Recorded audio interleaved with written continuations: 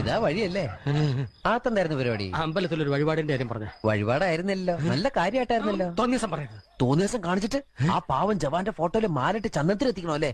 പുരുഷേട്ടനെങ്ങാനും അറിഞ്ഞാ പിള്ളേച്ചന്റെ ഫോട്ടോയില് മാലിട്ട് ചന്ദനത്തിലെത്തിക്കേണ്ടി വരും. വീട്ടിൽ വെച്ച് ചതറിക്കും.